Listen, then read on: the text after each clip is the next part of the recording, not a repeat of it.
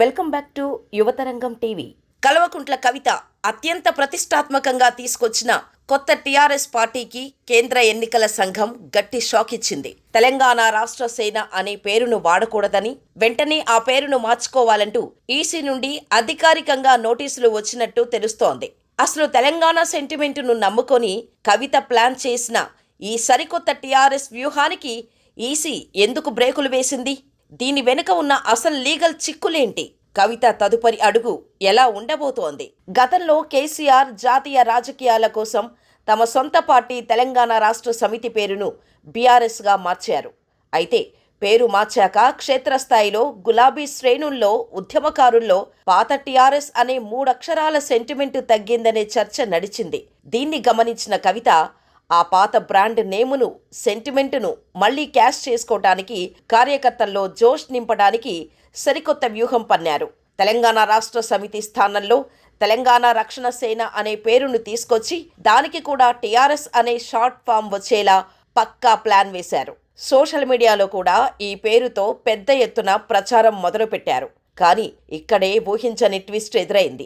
ఎన్నికల సంఘం నిబంధనల ప్రకారం ఒక గుర్తింపు పొందిన పొలిటికల్ పార్టీ తన పేరును మార్చుకున్నప్పుడు ఆ పాత పేరును లేదా దానికి సంబంధించిన షార్ట్ ఫామును అంత సులభంగా వేరే వాళ్లకు కేటాయించారు. ఎందుకంటే ప్రజల్లో దశాబ్దాలుగా నానుతున్న ఒక పాపులర్ పార్టీ పేరుతో అదే అక్షరాలతో సరికొత్త పార్టీని పెడితే సామాన్య ఓటర్లలో తీవ్ర గందరగోళం ఏర్పడే అవకాశం ఉంటుంది. సరిగ్గా ఇదే పాయింట్ను తెరపైకి తెస్తూ తెలంగాణ రక్షణ సేన పేరు పాత పార్టీ పేరును పోలి ఉందని, కాబట్టి ఈ టీఆర్ఎస్ అనే పేరును మార్చుకోవాలంటూ ఈసీ స్పష్టం చేస్తూ లెటర్ పంపినట్టు సమాచారం. ఇప్పుడు ఈసీ నోటీసుల నేపథ్యంలో కవిత టీం ముందు ఎలాంటి ఆప్షన్స్ ఉన్నాయంటే, 1.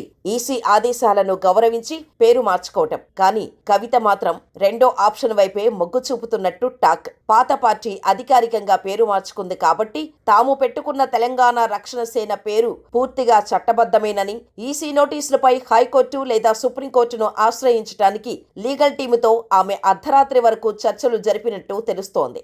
అందుకే రాజకీయ వర్గాల్లో ఇప్పుడు ఒకటే మాట వినిపిస్తోంది.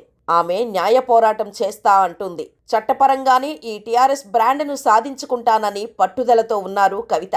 అయితే లీగల్ ఫైట్కు వెళ్తే సమయం వృధా అవుతుందని, ఆలోపే పేరు మార్చుకొని జనాల్లోకి వెళ్తే బెటర్ అని కొందరు సీనియర్లు సలహా ఇస్తున్నా కవిత మాత్రం టీఆర్ఎస్ సెంటిమెంటును వదులుకోవటానికి సిద్ధంగా లేరని స్పష్టమవుతోంది. తెలంగాణ సెంటిమెంటుతో మళ్లీ పాత వైభవాన్ని తెచ్చుకోవాలనుకున్న కవిత ప్రయత్నాలకు ఈ ఈసీ నోటీసులు పెద్ద బ్రేక్ వేశాయనే చెప్పాలి.